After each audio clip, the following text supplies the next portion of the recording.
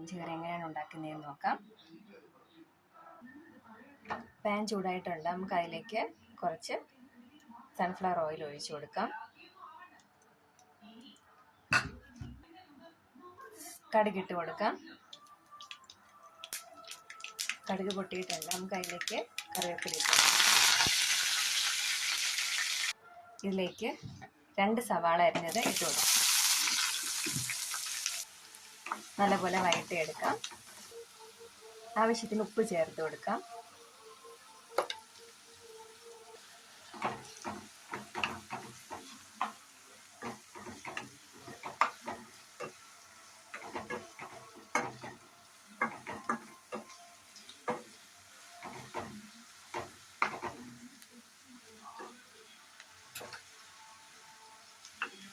ഒരു പച്ചമുളക് ചേർത്ത് കൊടുക്കാം. അത് കട്ട് ചെയ്തിട്ടുണ്ട്.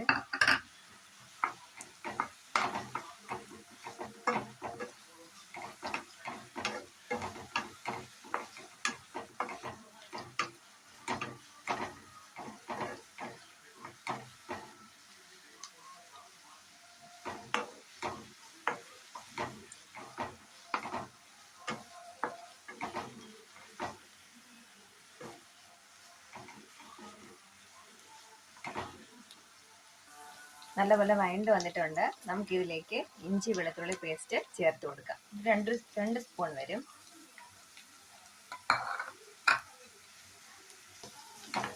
നല്ലപോലെ പച്ചമണം മാറുന്നത് വരെ നമുക്ക് നല്ലപോലെ ഇളക്കി യോജിപ്പിക്കാം. നല്ലപോലെ വഴണ്ടിട്ടുണ്ട്. നമുക്കിതിലേക്ക് കുറച്ച് വെള്ളരിക്ക കട്ട് ചെയ്തത് ഇട്ട് കൊടുക്കാം. അതിൻ്റെ കൂടെ തന്നെ നമുക്ക് കൊഞ്ച് നല്ല കഴുകി വൃത്തിയാക്കിയത് നമുക്ക് ഇട്ട് കൊടുക്കാം.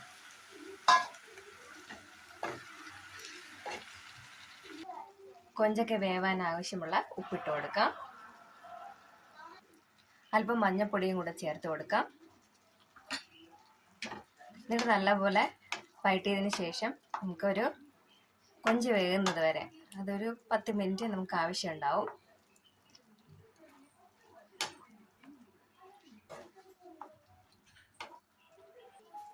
ഒരു 1/2 കപ്പ് വെള്ളം നമുക്ക് ഒഴിച്ചു കൊടുക്കാം.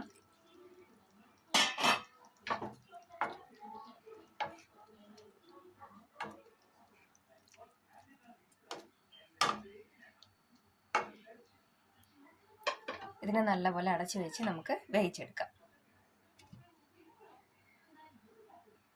ഇതിനാവശ്യമായിട്ടുള്ള അരപ്പ് നമുക്ക് തയ്യാറാക്കാം. പാന് ഞാൻ ചൂടാക്കാൻ വെച്ചിട്ടുണ്ട്. അതിലേക്ക് ഒരു ഇച്ചിരി എണ്ണ മതിയാവും. സൺഫ്ലവർ ഓയിലാണ് ഞാൻ ഒഴിച്ചിരിക്കുന്നത്. അതിലേക്ക് ഒരു 1/2 കപ്പ് തേങ്ങ ഇട്ട് കൊടുത്തിട്ടുണ്ട്. അരമുറി തേങ്ങ ചിരകിയിട്ടുണ്ട് ഞാൻ.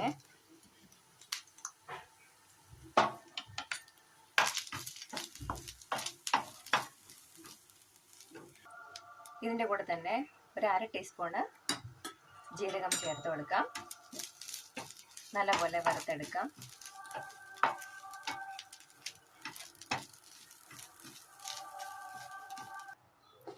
ഇതിൻ്റെ കൂടെ തന്നെ നമുക്ക് കുറച്ച് സവാള അരിഞ്ഞത് ചേർത്ത് കൊടുക്കാം. എൻ്റെ കയ്യിൽ ചെറിയ ഉള്ളി ഇല്ലാത്തത് കൊണ്ടാണ് ഞാൻ ഇപ്പോൾ സവാള ഇട്ട് കൊടുക്കുന്നത്. ചെറിയ ഉള്ളി ആകുമ്പോഴത്തേക്ക് കുറച്ചുകൂടെ ടേസ്റ്റ് ഉണ്ടാവും. ഇനി നമുക്ക് നല്ലപോലെ വറുത്തെടുക്കാം.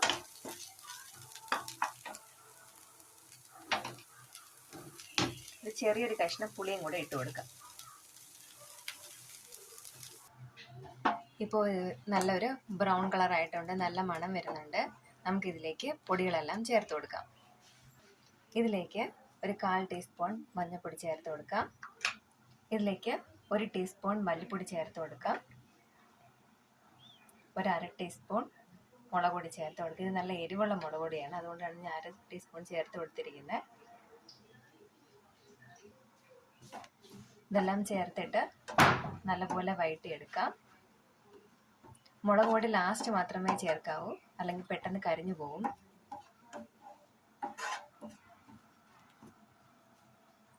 അതിൻ്റെ പച്ചമണം മാറുന്നത് വരെ നമുക്ക് നല്ലപോലെ വഴറ്റി കൊടുക്കാം. കുറച്ച് കറിവേപ്പില കൂടെ ചേർത്ത് കൊടുക്കാം. നല്ലപോലെ ആയിട്ടുണ്ട്. ഒരു സെക്കൻഡ് കൂടെ നമുക്ക് വഴറ്റിയതിന് ശേഷം നമുക്കിത് തണുക്കാൻ വേണ്ടിയിട്ട് മാറ്റി വയ്ക്കാം. ഇത് നല്ലപോലെ ആയിട്ടുണ്ട്. നമുക്കിത് ഓഫ് ചെയ്ത് വയ്ക്കാം.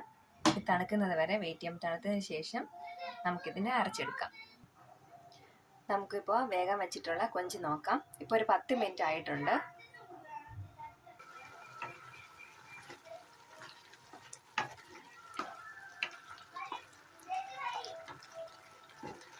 നല്ലപോലെ വെന്തിട്ടുണ്ട്. എന്നാലും ഒരു 5 മിനിറ്റ് കൂടെ വേകാനുണ്ട്.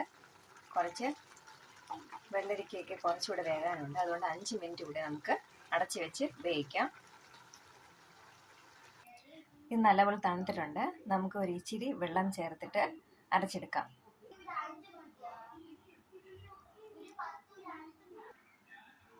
കൊഞ്ച് നമുക്ക് വെന്തോ നോക്കാം. ഇപ്പം നല്ലപോലെ വെന്ത് വന്നിട്ടുണ്ട്. ആ എണ്ണയൊക്കെ മുകളിലോട്ട് വന്നിട്ടുണ്ട്. നമുക്കിനി അരപ്പ് ചേർത്ത് കൊടുക്കാം.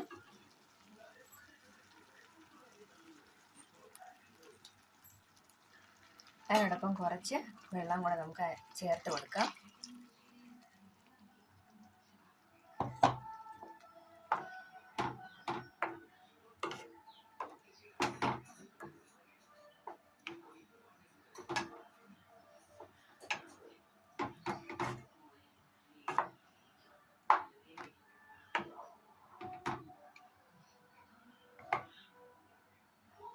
നമുക്കിനി കുറച്ച് ഉപ്പും കൂടെ ചേർത്ത് കൊടുക്കാം.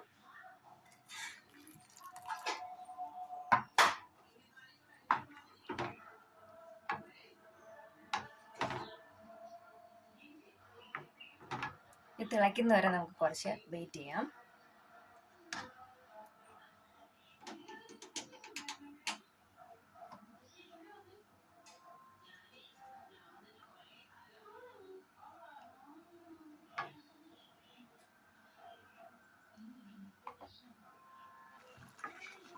ഇപ്പോൾ നല്ലപോലെ തിളച്ച് വന്നിട്ടുണ്ട്. നല്ല ടേസ്റ്റ് ആയിട്ടുള്ള ഒരു വറുത്തരച്ച ഒരു കൊഞ്ച് കറിയാണിത്. എല്ലാവരും ഇത് ടേസ്റ്റ് ചെയ്ത് നോക്കണം. ടേസ്റ്റ് ചെയ്തിട്ട് അഭിപ്രായങ്ങളെല്ലാം കമൻറ്റ് ചെയ്യണം. ഇഷ്ടപ്പെടുവാണെങ്കിൽ ലൈക്ക് ചെയ്യണം, സബ്സ്ക്രൈബ് ചെയ്യണം.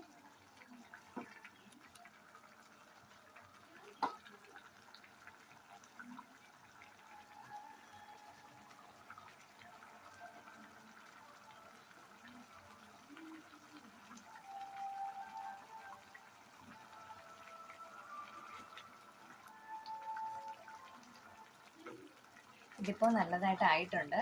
ഒരു 2 മിനിറ്റ് വെയിറ്റ് ചെയ്യുമ്പോൾ കുറച്ചുകൂടെ ഇത് നമ്മൾ ഓഫ് ചെയ്ത് വെക്കുവാണ്. ഇപ്പോൾ തനിയെ തന്നെ ഒരു ഇച്ചിരി കുറുകി വരുന്നതായിരിക്കും അത്. ഇത് ചോറിൻ്റെ കൂടെ കഴിക്കാൻ പറ്റിയ നല്ലൊരു കറിയാണ്. എല്ലാവരും ട്രൈ ചെയ്ത് നോക്കണം.